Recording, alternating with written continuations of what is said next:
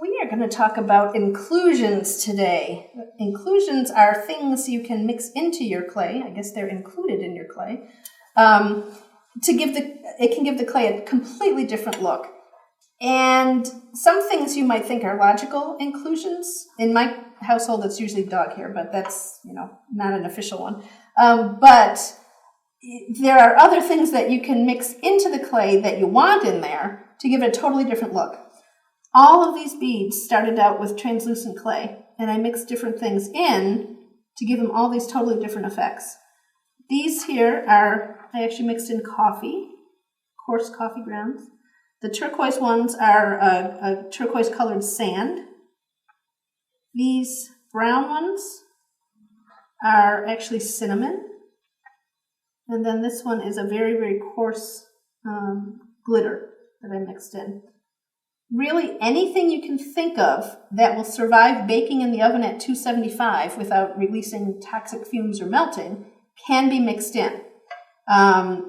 Paper shreds. If you have little scraps of baked clay, fine little pieces, that can be mixed back into your clay.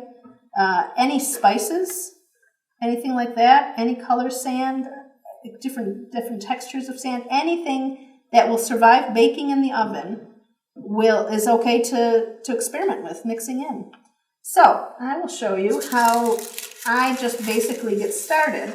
And then this is one of those cases where, you just have fun experimenting on your own.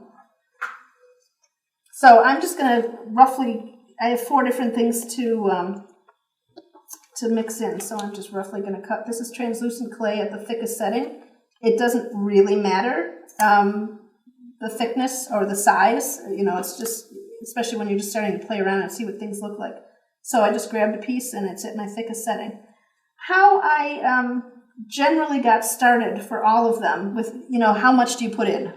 You kind of have to guess. But what I did in general is I just coated the top of the surface in a thin layer. So this is my coffee grounds. It's kind of cool because when it bakes, and even a little bit after it's baked, you can get a faint smell of coffee. So when you go get your pieces out of the oven, you don't have that familiar Polymer clay baking smell. It actually smells a little nicer if you like the smell of coffee. Anyway, that's about the amount I started with for each one of my formulas here. I want to press it in a little bit just because it's going to get, it's going to spill all over, so you might as well start to work it right into the clay. Press it in, and then carefully fold the edges in because you want to seal it in there just to form a little pouch before you start the mixing. Just sealing those edges. Not all that successfully, but all right. So let's to the side. So this is the one we're working on right here. Now, of course, translucent clay looks more opaque when it's raw. And so you think, oh, that's not really going to look like much of anything. But when it bakes, you will see more. And some of these will actually take a little bit of a sanding and buffing. Sometimes you don't want to sand too much because the surface, it'll expose your inclusion in there. And you don't always want that. But anyway, so there, I've sealed all that in there. And now I'm just squishing it in my fingers until I can tell that it's evenly distributed. It's really pretty easy. I mean, it can get a little messy, but messy's okay. So that is about how, just laying it on the surface will give you that much in there. Here's a piece that I actually finished mixing and then I rolled it out. So again, you can form beads or you can actually roll it flat and you could cut, things out of that. Use it as a background or cut shapes out of it for whatever you wanted. To make this shape bead, I just started with a round ball and pinched between my fingers. I kind of I didn't want it to be a triangle, so I didn't flatten the base, so I wanted that rounded bottom. So I just pinched the top part and pinched it down flat a little bit. so it gets to be the shape you want. If you want consistent beads, you'll want to pre-measure all of your clay before you form it, so that you know you're going to end up with the same size bead at the end. And then I just put a hole through here. All right, let's go on to cinnamon. Cinnamon was fun to do. It smelled very nice. Any kind of cinnamon. This is just, I think, dollar store. If you're mixing it into clay, you don't have to get fancy stuff. And again, I just use enough to coat the top.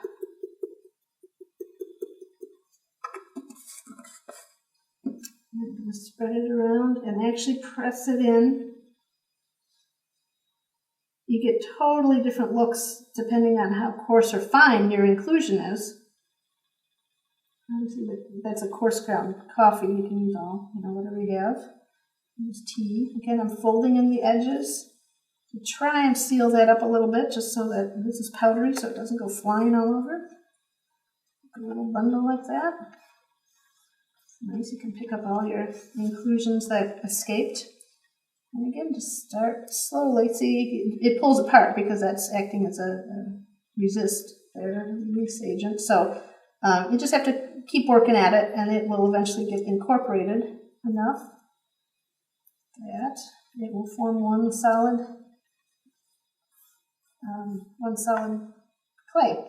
I kind of left mine swirly. It actually shows less when it was baked, but there's actually swirls. It kind of looks like onyx when it's done. It's a really neat technique. So you could do all kinds of different spices. Some green ones. We have some green clay.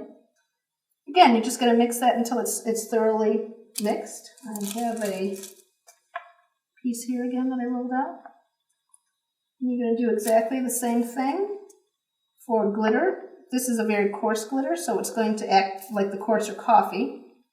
It's going to be a little chunkier and not as smooth of a surface. The sand is a very fine sand, so it will act more like the cinnamon. But again, really, anything you want to include, you can include. You can actually even not find bizarre things to mix in. You can mix in Pearl X powders, which are available at your craft store and are used in polymer clay. You can do any glitters that you find at the craft store, anything like that. So have fun and experiment, and that is inclusions in clay.